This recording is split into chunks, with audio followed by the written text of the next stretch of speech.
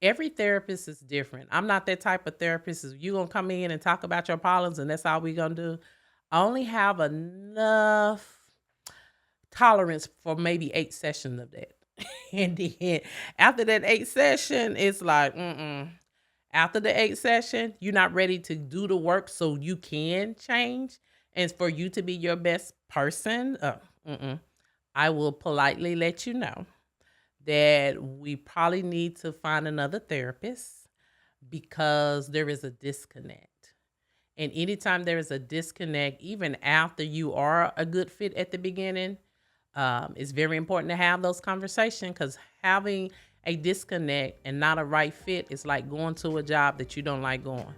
It's not good for neither one of y'all. You wasting your money and you wasting the therapist's time. Baby, if you go home and put yourself in timeout, if you're not having a good day, don't you go mess up somebody else's day. Okay, welcome back to the kitchen table. And I am Jannetta Brass, LLC, not LLC, LCSW, licensed clinical social worker. And this week on the kitchen table, today we are going to dive into something that feels daunting. Mhm. But it's so important what happens when you reach out for mental health support. So, if you ever wonder what a 15-minute consultation or your first intake session is like, stick around and we all going to break that down. But before we get into it, I just kind of want to make a recap on what we discussed the previous week. And that recap is going to be um preparing things that you need to do. I am trying to get there. So last week we talked about seeking help. And so I gave you guys a lot of information on things that you need to do to seek help and how to reach out and different tips. If you did not write anything down, I would encourage you to please go back and replay that particular podcast. It has a lot of information that will help you and guide you into seeking help for you to stay mentally healthy and also just for any mental illness that you may have that you may not be aware of. So, with that being said, let's get on down to this particular podcast. What to expect during your 15-minute consultation and your first intake session. Let's see here. So, one of the most important things is to make sure that you are listening and you're listening for all the information. So, I do know sometimes when it is your first time coming to a session, you're nervous. You have probably all kind of questions going through your head. Your anxiety is probably like out the woo wash. But that is a norm because you are meeting for the first time a stranger and you are getting ready to tell some strangers some stuff that you probably not haven't even shared with anybody. You may have been carrying it for the most of your rest, for most of your life, or you may have told some people, but some things people keep to themselves. And it's like, okay, what do I should expect from this intake and this initial 15-minute consultation? So, fear of the unknown, what it does, it often prevent people from taking the first step towards mental health treatment. And so sometimes if you don't know what to expect, you can be so afraid that you don't take that first step, or you may schedule a 15-minute consultation, and even that you are afraid. Some people are afraid, like, oh, I wonder what they're gonna say about me. I wonder if they're gonna judge me, and having a million questions going through your head. What I want you to know is normalizing the process. That's what I'm going to help you guys do today because it can build confidence and it can help you prepare for that the first step One of the things that when I do a 15-minute consultation, one of the things that I ask a potential client is, how are you feeling today? How are you, what thoughts do you have? Any questions do you have? Like, is this your first rodeo? Like, is this the first time you ever been into therapy? And wanting to know when was the last time they been into therapy and how was they experience, so I can be mindful of the experience that they have. Um, One of the things that I like to tell them in the beginning is, look, anything that we talk about there is confidential. So one thing about coming to a therapist is that they can't tell anybody. We can't tell no one. Y'all can go tell whoever, but we can't tell anyone. So it's kind of like Vegas. What is done in Vegas stays in Vegas. What is said in therapy stays in therapy. So that should give you some type of comfort. Um, I remember my first intake that I had. Um, I was very, very nervous. Um, and it wasn't even after I graduated. It was actually before I graduated because I was doing my practicum, and so had to set in sessions. And after setting in sessions with our mentor, so many sessions, then we'll have to do the first session, the first part of the session with the client, and of course we had to get permission, and then we'll do the second part of the session as our skills begin to build.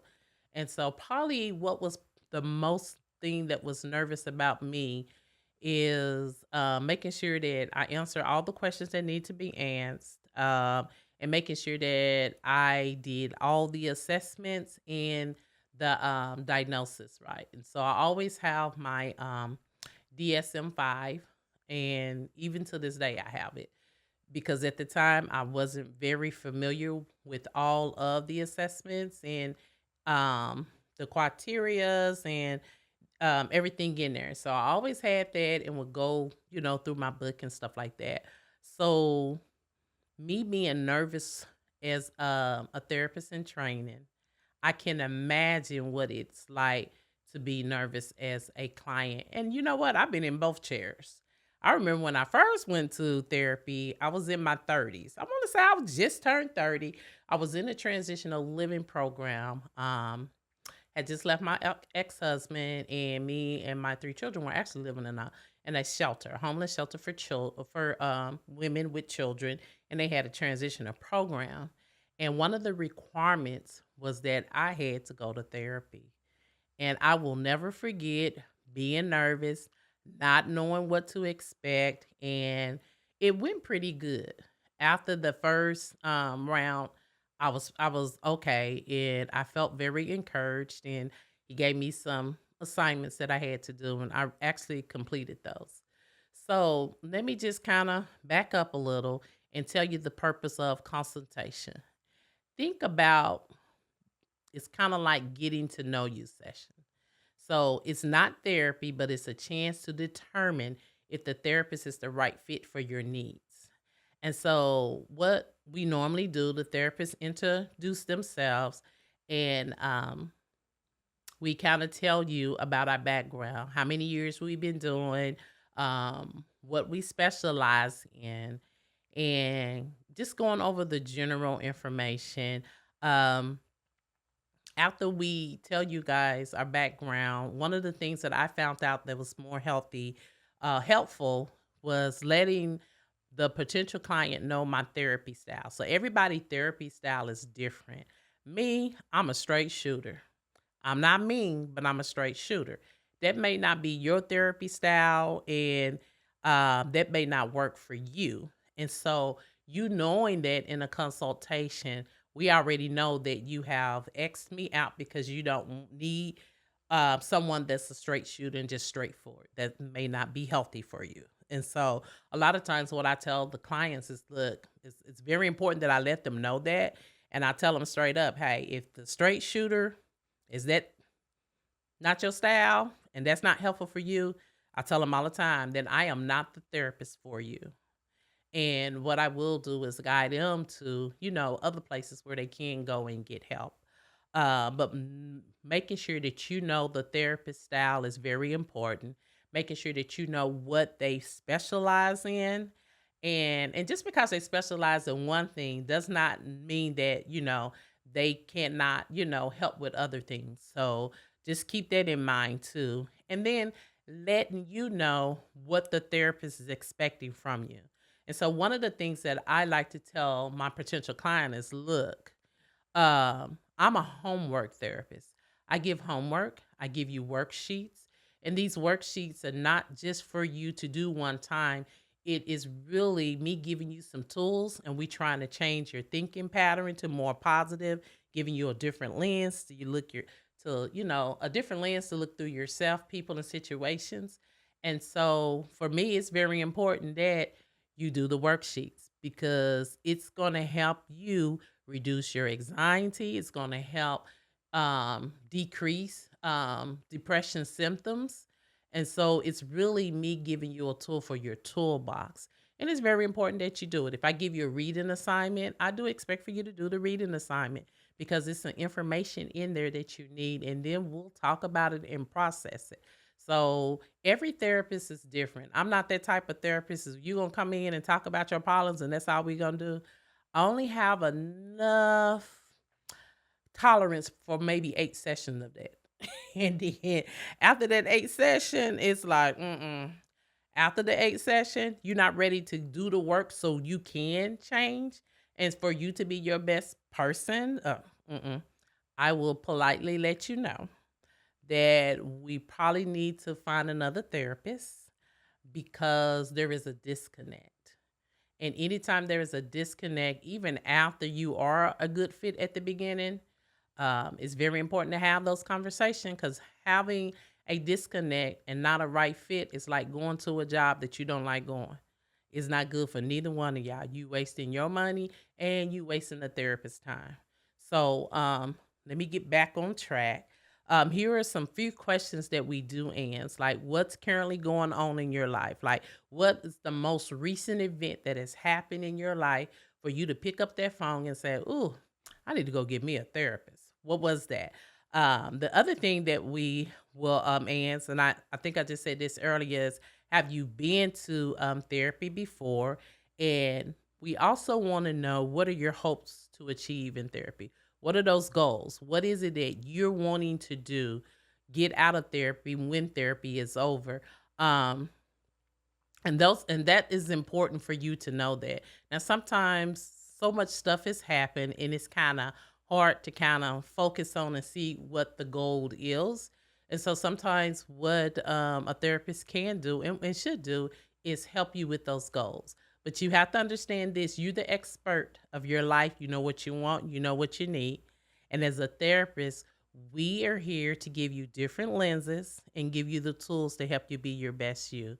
One of the things that everybody is probably going to get tired of me saying is you're only going to get in what you put out.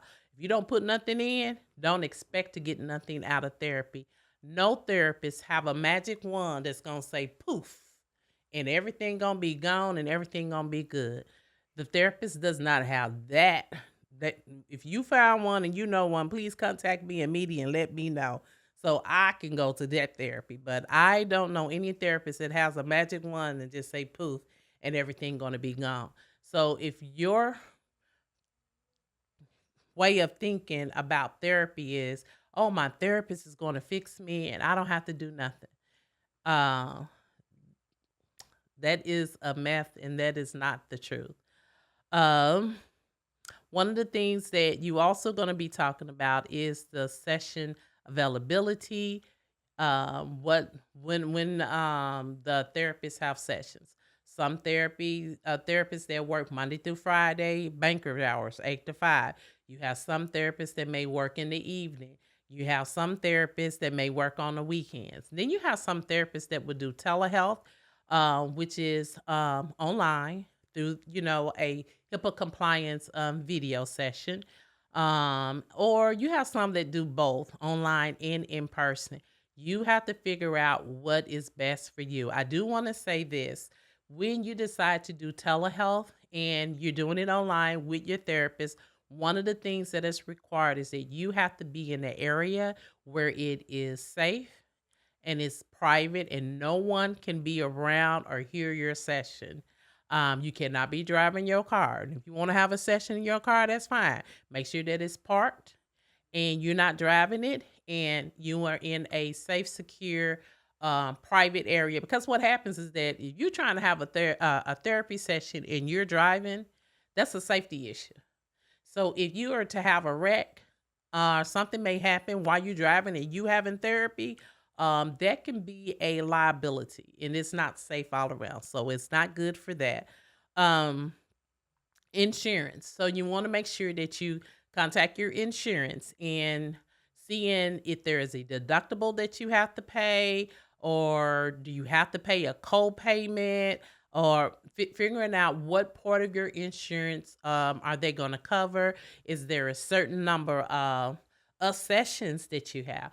Not only can you find it out, but it's important for you to have that insurance information so the therapist can get that information, and we have a system that is set up for us to put that information in, and also for us to contact your insurance company to see what they're going to do. So it all depends on what the company you work for. It depends on the contract that they worked out with that insurance company.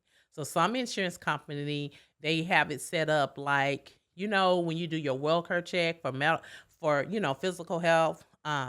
You just pay a deductible when you go. Some companies has that. Like, there's no requirement. You can come as many times as you want to, and you may have a deductible. You may not have a deductible, and deductibles are different. Some insurance may be like, hey, you have to meet your um, did I just say deductible? I mean co-payment. Let me back up. I didn't mean deductible. I mean co-payment. So some insurance companies, you may have a co-payment.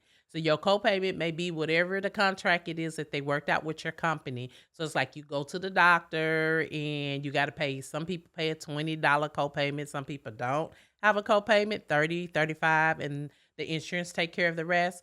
Well, some companies have good contracts when it comes down to mental health. So you don't need to go to a specialist. You can just pick up the phone, find you a therapist that's in their network, and you may have a copayment, you may not. Now, the other thing is deductibles. Some insurance companies may require for you to meet the deductible before they pay anything. So whatever that deductible may be, they have a single deductible for a single person. They have a family deductible. A lot of times, those deductibles that have to be made is for single. So just for you only. How much is your deductibles? And that deductible can be anywhere from 500 up to 3, 4,000, 5,000, whatever that deductible is. They will not pay anything until you have met that deductible. Once that deductible is met, then they will start paying. Now, it's not guaranteed that they're going to pay 100%. So you make sure that you check your insurance and doing your open enrollment, making sure that you get all the information that you need on the choices that you can pick during your open enrollment, and seeing how much they are going to cover for mental health. Because once your deductible is paid and they start paying, they may only pay 20% and you have to pay the 80%, or vice versa. So making sure that you know what those numbers are. Um, Another thing that you want to know is how to schedule sessions with your therapist, and knowing the importance of making sure that you come to therapy every time you schedule a session. A lot of therapists do have a late cancellation fee. So for me, you have 72 hours to cancel your session, and if you cancel um, after that 72-hour deadline, then yeah, you are going to be charged a cancellation fee. And most therapists, not all, I know me, that cancellation fee is whatever the cost of the session is. In other words, if you have insurance and your copayment to come and see me is $30, your insurance is going to take care of the rest. But if you cancel your session um, beyond the deadline that was set, then you're going to have to pay the full amount for that session. So making sure that you have clarification if there's any late fees, how much of the late fees, and what is the stipulation with that? Like, what is the cancellation requirement that you have before you charge the late fee?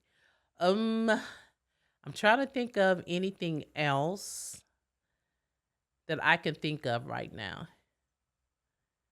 And I can't think of nothing else, but if something else come back to me, I will let you know. Um, I do want to let you know that also when you are doing the consultation, the therapist is listening to you. They are assessing and listening at the same time, and you should feel no judgment. When you come to therapy, it is no judgment. I look at it like this. So, you know how you could be sick, and depending on how sick you are, if you're in the hospital, they have you in the ICU room in critical care unit. And in those type of environments, it's a sterile environment. And certain people can't come in those environments. And so you're there at your lowest, physically and mentally. Only the doctors and the nurses and maybe the CNAs that work at the hospitals, only they are have access to you. And every time they come in, they are doing something that is supposed to introduce healing and for you to get better. So you at your lowest, you're at your worst. That's what therapy is. When you come into therapy, a lot of times you may be at your lowest and you may be at your worst. No one should be judging you. It should always be a judgment free zone. You shouldn't be talking about apologizing in therapy. I do not allow my clients to apologize to me in therapy because you are in a healing session. You should not be calling yourself ugly names and stuff. That's just not acceptable in my sessions. But I just kind of want you to look at it like that. It should be a no judgment zone. It should be no bias, and the therapist should be led and guided by using evidence-based intervention. And I will do a whole nother podcast on that. I don't want to get a little bit too dead. Um, you are not committing to any long-term therapy. You just exploring for those 15 minutes. So when you're going into the consultation, you should never have to feel pressured into, hey, I'm going to pick you as my therapist. And so if you ever do that and you're feeling like this, here's something that you can say. I really appreciate, this 15-minute consultation. I am still looking around. I'm still going to search. You had some good things that I like about you. It's nothing to do with you personal, but I still want to continue to search. And if I do want you to be my therapist, I will get back with you. Just bottom line like that. So don't feel pressure like you have to just, pick the therapist there because you're exploring. Um, if the opportunity comes to answer questions, making sure that you are answering the questions that's important to you. So even before you go to consultation, you already need to have a list. Since the consultation is just 15 minutes, you need to have a list of just 5 things, the 5 most important things, and making sure that you answer those questions. Now, once again, you really need to know 2 of those questions should be, what do they specialize in? What do they have their experience in? The other one needs to be, what is their therapy style? Remember, I just said that I'm a straight shooter. So figuring out what type of therapy style that it is for you. And also just seeing if you're a right fit. And a lot of times you'll know if you're a right fit because there would be a connection. So the next thing I want to go on is what to expect during the first intake session. So, that first intake session is it's intense. It's a lot. We're gonna answer a million questions. I'm gonna tell you now.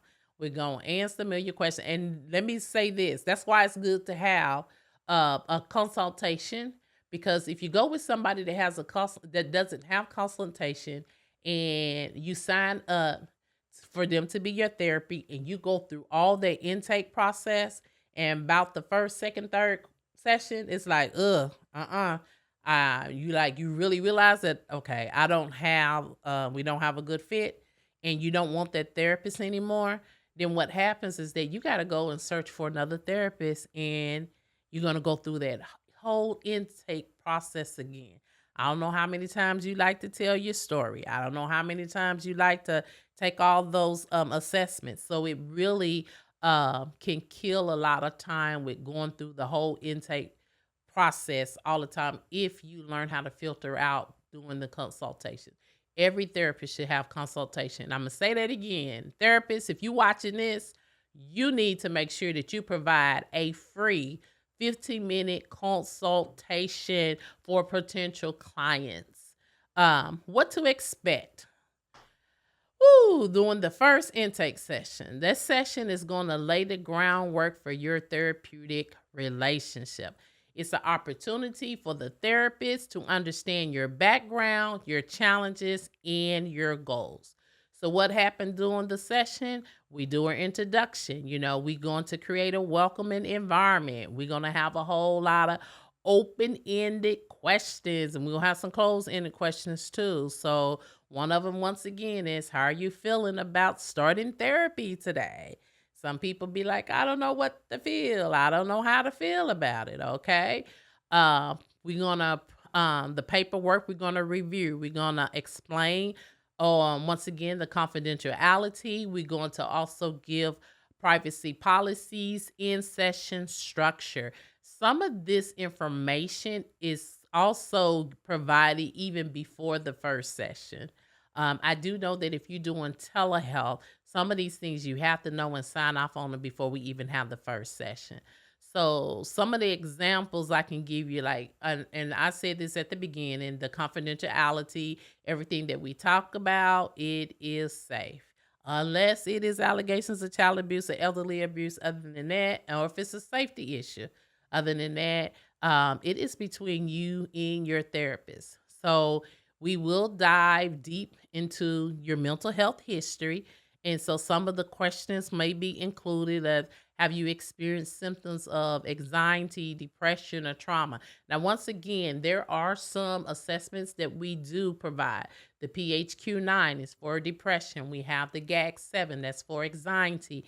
And basically, it just depends on the therapist. I always review and go over, the assessments, and depending on the score of the assessment, we have some type of idea of how depression or anxiety has impacted your quality of living, your day-to-day life, your functioning.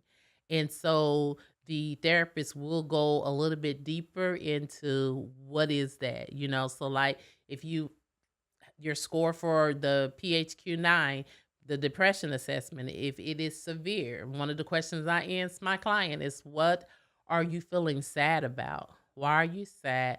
And what do you find yourself feeling sad about? Same with the anxiety. If it's severe and it's like, okay, what are you worrying about? What is on your mind? What is keep running over and over your mind? You can't rest or you can't focus because these are some of the symptoms that you have with those scores. And we'll talk about that. Exploring current challenges. So our discussions will be focused on why you're seeking therapy now. And then we'll go to your lifestyle. So some things that we answer about is your relationship. So this is this thing called the genome map. And it talks about, in this genome map, it's like the relationships that you have with everybody in your family, your dad, your mom, your siblings, your grandparents, your uncles and aunts and all of that. And you got to write these different lines depending on if it's extreme, not extreme, great, good, bad, right? So you do have therapists that will give you those genographs so they can kind of get understanding about your background. Now, as for me, I do not like those. I like to talk it out. So I'm going to answer the questions because I need more details. And from what the answers are, then I'm able to put some things together and we'll talk about what I put together with what you told me. There'll be questions about your work and school, your sleep patterns, your diet and exercise habits, and just how are you coping like with life, with things that you're going on. How are you coping, trying to figure it out. And then the next thing we're going to do is we will set initial goals. So an example may be if we were to work together, that would what would you want to achieve in the next 3 months? And so some people they just like, I'm tired. I just want to be happy. I just want to find some peace. I am tired. Like, I want to enjoy life again. I want to be joyful. And so basically, for me, I always tell my clients, hey, tell me what your goal is. And I know how to put it in professional terms because we are going to work on the treatment plan in this session. What can you expect emotionally? It is normal to feel unsure. The therapist expected, and we will guide you in the conversation. Um, Relief. Many people feel lighter after sharing their story for the first time. In uncertainty, you may not have all of the answers yet, but that is okay. One of the things that I like to tell my clients, and they be laughing. So, when you are in your counseling session, that should be the 1 hour a week that you go, or however often you see that you should be able to do this. Just exhale. So one of the things that I always tell my clients during the intake session is like, look, this is a safe space. There's no judgment. I'm not biased. And so I don't want you to struggle with communicating with me. So I don't want you to be worried about, oh, I want to tell my therapist this, but I don't know how to say it. I wonder if I say it like this, is she going to judge me in this? Look, I'm one of those, say it however you need to say it. And if I don't understand, believe me, I'm going to ask questions. And if you need to use profanity, I'm the one that I don't care if you use profanity, just long as it's not geared towards me. So it is not an environment where you think you have, it's not church, you guys. It's not church. It's not the church environment where you got to go in, march in, being straight. Yes, sir. Yes, ma'am. And yeah, it's a safe environment because you're trying to heal. So, that's one of the things that you should be discussing too in your first intake session. So be prepared ahead of time. Write down your key points. Why you're seeking therapy, major life events and stressors, any questions you have about the process. Be honest. Let me go back a little. This is what trips me out with some people that are pros at going to therapy. When you taking those assessments, we need you guys to be honest. It's not a test. It's not I passed or failed. We need you to be honest so we can have some type of guide that's going to help us make the diagnosis that needs to be made, the proper and correct one that needs to be made so we can help you.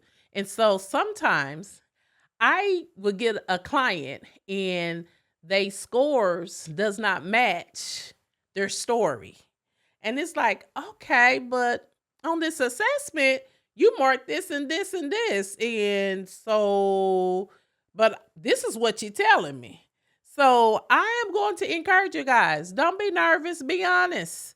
That's the only way that we're going to be able to help. In order to have a clear path of goals and where you want to go and be, you have to be honest. And sometimes I know the truth hurts. Sometimes the truth can activate and trigger some bad memories, some uncomfortable feelings. And it's okay. You'll work through it.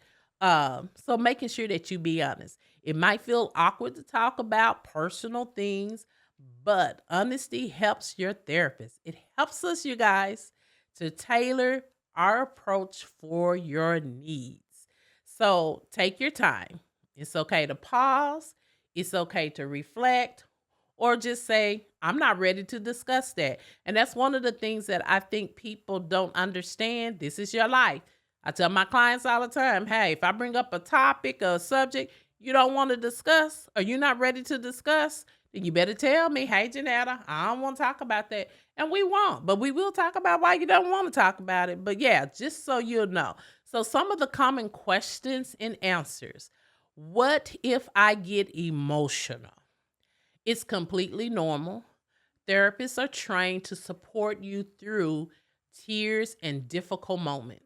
I'm always checking in. I think every therapist do, especially if you're dealing with trauma, checking in to make sure that you're okay. Um, I may dab or dibble just a little bit, but we won't get too deep. So I like taking baby steps because when you leave the session, you shouldn't leave the session feeling overwhelmed. And so there are going to be some times that we're going to practice some mindfulness. We're going to do some deep breathing, and we're going to do some things to help bring those emotions down. So when you do leave, you'll still be able to function for the rest of your day. Um, what if I don't feel comfortable with the therapist? It's okay to explore other options. Fits is important. So if you don't feel comfortable with your therapist, explore other options. But remember, if you use those free consultation, that will save you a lot of time. How long does the session last? The session can last anywhere from I do 60-minute sessions. I may go over a little, but yeah, I do 60-minute session. It just depends on what you and your therapist talked about and what you're working on. What not to expect during your intake. So these are some things that you should not expect. The intake session is about understanding and not solving, okay? Immediate solutions. You should not expect immediate solutions during the intake because therapy is a process. The intake session is about understanding and not solving or rigid structure. Um, don't expect that type in the session. Therapists may adapt the session based on what you share. Judgment. Don't expect judgment. Therapists create a non judgmental space to help you feel safe and understood. Um, After the intake session, you're going to reflect on your experience. Do you feel heard, understood? Do you think that the therapist style aligned with your needs? And then plan the next step. It feels like a good fit, so we're going to schedule the next session. If not, continue to explore other therapists. Um, Making sure though that first intake session, you guys should be doing a treatment plan. And the treatment plan is made up your goals and objectives and intervention. And you're supposed to collaborate together with your therapist. A therapist should not tell you, hey, this is your assessment. This is what we're going to diagnose you with. I'm going to do the treatment plan and come back next week and we're going to start with A. I'm going to do the treatment plan. You better run like hell if you got a therapist telling you that. You're supposed to be collaborating and working with the therapist. And that's when you talk about goals, the objectives, and the therapist will let you know different interventions and what interventions they're going to be using. Okay. So making sure that the therapist is not the only one talking, but you guys are collaborating together. So here's some closing thoughts. I want to recap my main points. A 15-minute consultation is about fit and logistics. The first intake session, it sets the foundation for therapy, a call to action. Take the first step. Whether it's making a consultation call or attending a intake session, you are investing in your well-being and encouragement. Therapy is a journey. It's not a one-time event. Be patient with yourself. you're worth it.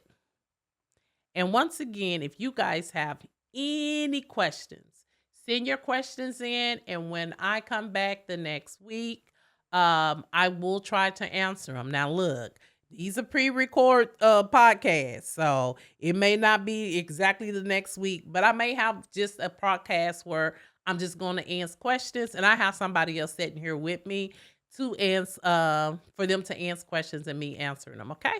So once again, thank you guys for watching the Kitchen Table podcast.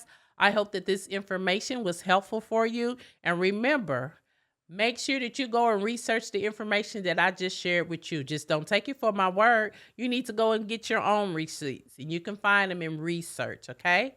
And in Tabitha Brown words, have a good day. And if you don't have a good day, don't you dare mess up somebody else's day because you ain't having a good day. You need to get somewhere and go sit down and put yourself in timeout until you feel better. Have a good one.